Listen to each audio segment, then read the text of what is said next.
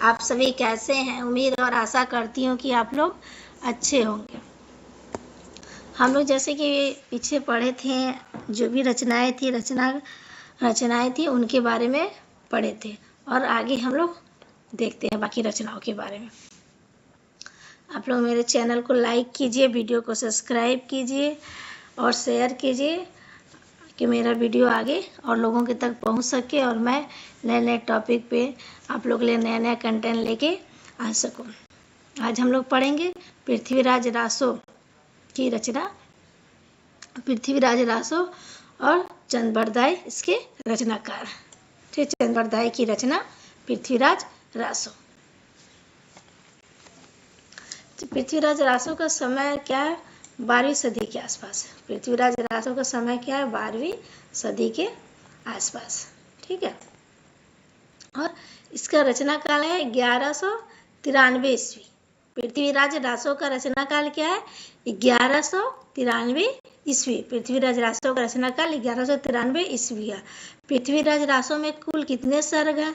तो पृथ्वीराज रासो में कुल 61 सर्ग है। पृथ्वीराज रासो में कुल कितने सर्ग हैं?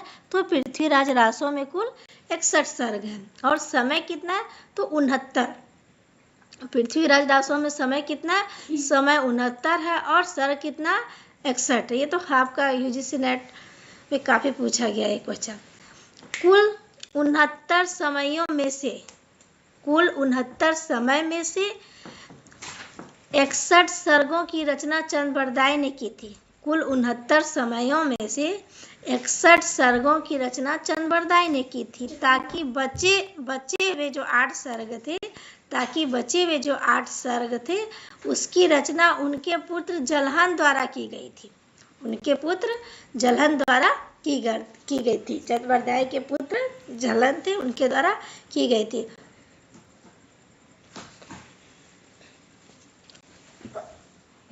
उनहत्तर समयों में से 61 सर्ग की रचना चंद्रबरदाई ने की, ताकि बचे हुए जो 8 सर्ग थे उसकी रचना उनके पुत्र जलहन द्वारा की गई।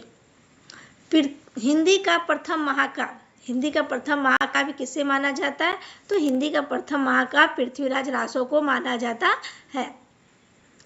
हिंदी के प्रथम महाकवि चंद्रबरदाई हैं। हिंदी के प्रथम महाकवि कौन है? तो हिंदी के प्रथम महाकवि चंद्रबरदाई हैं। और इसकी भाषा क्या है? ब्रज भाषा है। तो हिंदी का प्रथम महाकाव्य क्या है? हिंदी का प्रथम महाकाव्य पृथ्वीराज रासो है। हिंदी का प्रथम महाकाव्य क्या है? पृथ्वीराज रासो है। और हिंदी के प्रथम महाकवि चंद्रबरदाई हैं। अब पृथ्वीराज रासो का प्रमुख छंद क्या क्या है? पृथ्वीराज रासो का प्रमुख छंद है कवित्त, छप्पर, दोहा, तोमर, तोटक, गाह और आर्य। ये क्या है? पृथ्वीराज रासो जो रचना है उसका प्रमुख छंद है कविता, छप्पर, दोहा, तोमर, टोटक, गाह और आर्य। पृथ्वीराज रासो को शुक्ल जी ने क्या कहा? पृथ्वीराज रासो को शुक्ल जी ने छंदों का अजायब घर कहा। पृथ्वीराज रासो को शुक्ल जी ने क्या कहा? पृथ्वीराज रासो को शुक्ल जी ने छंदों का अजायब घर कहा। छप्पर चंद्रबरदाई का प्रिय छंद। छप्पर क्या है? चंद्रबरदाई जो रचना है उसका क्या है? प्रिय छंद। छप्पर क्या है? चंद्रबरदाई का प्रिय छंद था। इसलिए छप्पर जो था चंद्रबरदाई का प्रिय छंद था, इसलिए डॉक्टर नामवर सिंह ने चंद्रबरदाई को छप्पर का बासा कहा। इसलिए डॉक्टर नामवर सिंह ने चंद्रबरदाई को क्या कहा? चंद्रबरदाई को छप्पर का बासा कहा। तो हम लोगों ने देखा कि पृथ्वीराज रासो का समय 12वीं सदी है। पृथ्वीराज चंद्रबरदाई की रचना है और 1193 ईस्वी है। कुल सर्ग 69 है, 69 समय और 61 सर्ग है।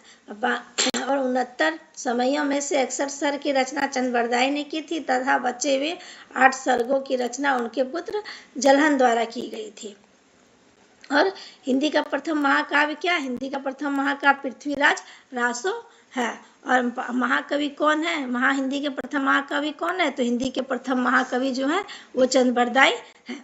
और इसका प्रमुख छंद क्या? कविता, छप्पा, दोहा, तोमर, टोटक, गा आर्य इसका छंद है। पृथ्वीराज रासो को छंदों का अजायब घर किसने कहा? तो पृथ्वीराज रासो को छंद का अजायब घर शुक्ल जी ने कहा। छंद क्या? छप्पा। छप्पा चंद बरदाई का क्या है? प्रिय छंद। छप्पा क्या है? चंद बरदाई का प्रिय छंद है। इसलिए छप्पा जो है चंद बरदाई का प्रिय छंद है, इसलिए डॉक्टर नवंबर सिंह ने चंद बरदाई को क्या कहा? चंद बरदाई को छप्पा का बादशाह कहा। जो उनके रचनाकार है चंद बरदाई, उनको छप्पा का क्या कहा? बादशाह कहा। जैसे कि हम लोगों ने पीछे देखा ना भी कि चंद बरदाई को नामवर सिंह ने क्या कहा? चंद बरदाई को नामवर सिंह ने छप्पा का बादशाह कहा। तो हम लोग और एक चीज़ इसमें ये थोड़ा सा इम्पोर्टेंट लाइन, क्योंकि इसमें हम लोग को थोड़ा कन्फ्यूजन हो जाता है कि जहाँ अगर छंदों का अजायब घर हम लोग जैसे पढ़ते हैं कि छंदों का छप्पा का बादशाह चंद बरदाई को कहा और छंदों का अजायब घर इसको पृथ्वीराज रासो को शुक्ल जी ने कहा। तो और केशव दास जी की जो रचना थी रामचंद्रिका, केशव दास की जो रचना उनको छंदों का अजायब घर किसने कहा था? इसमें हम लोग कभी कभी कंफ्यूज हो जाते हैं कि पृथ्वीराज रासो को छंदों का अजायब घर केशव ने शुक्ल जी ने कहा, और केशव की जो रामचंद्रिका तो उसको छंदों का अजायब घर काशी प्रसाद चतुर्वेदी ने कहा। उसे काशी प्रसाद चतुर्वेदी ने कहा। तथा काव्य शास्त्र का अजायब घर, काव्य शास्त्र का अजायब घर रामचरितमानस को शुक्ल जी ने कहा। ये तीन है जिसे अजायब घर से संबंधित है, तो हम लोग कभी गलत लिख लेते हैं, चाहे समझ में नहीं आता। तो ये चीज़ बस याद रखना है कि पृथ्वीराज रासो को छंदों का अजायब घर शुक्ल जी ने कहा, और केशव की जो रामचंद्रिका थे उसे छंदों का अजायब घर काशी प्रसाद चतुर्वेदी ने कहा, और काव्य शास्त्र का अजायब घर रामचंद्रिका को शुक्ल जी ने कहा था। ये तीन चीजें जो हमारे काव्य शास्त्र का अजायब घर रामचंद्रिका को शुक्ल जी ने, रामचरितमानस को काव्य शास्त्र का अजायब घर रामचरितमानस को शुक्ल जी ने कहा। तो ये तीन चीज हमें याद रखना है। काव्य शास्त्र अजायब घर रामचरितमानस को शुक्ल जी ने कहा। इस रचना के बारे में जानकारी कर्नल जेम्स टाइड के the annulus and antiquities of Rajasthan 1819 में दी गई थी। इस रचना के बारे में जानकारी कर्नल जेम्स टाइड के the annulus and antiquities of Rajasthan में 1819 में दी गई थी। और पृथ्वीराज रासो, जो हमारी पृथ्वीराज रासो रचना है, वर्तमान में इसके 4 संस्करण जो है क्या उपलब्ध है। पृथ्वीराज रासो जो रचना है उसके 4 संस्करण क्या है वर्तमान में उपलब्ध है। पृथ्वीराज रासो के 4 संस्करण वर्तमान में उपलब्ध है। वृहत रूपांतरण में,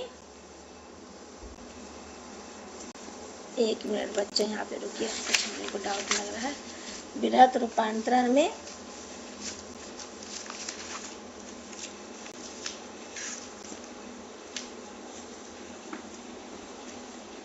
आपका वृहत रूपांतरण में 16,306 छंद। वृहत रूपांतरण में कुल 16,306 छंद हैं। ठीक है, वृहत रूपांतरण में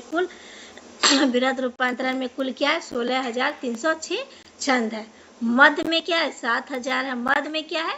7,000 है। 16,306 छंद है। मध्य में क्या है? 7,000 है। लघु में कितना है? 3500 है। ठीक है, लघु में 3500 है, और लघुत्तम में 1300 है।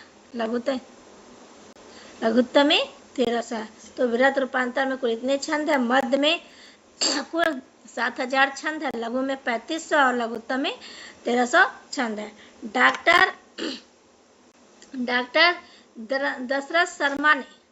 डॉक्टर दशरथ शर्मा ने लघुत्तम रूपांतरण को पृथ्वीराज रासो माना। डॉक्टर शर्मा ने लघुत्तम रूपांतरण को क्या माना? पृथ्वीराज रासो माना। डॉक्टर दशरथ ने लघुत्तम रूपांतरण को पृथ्वीराज रासो माना।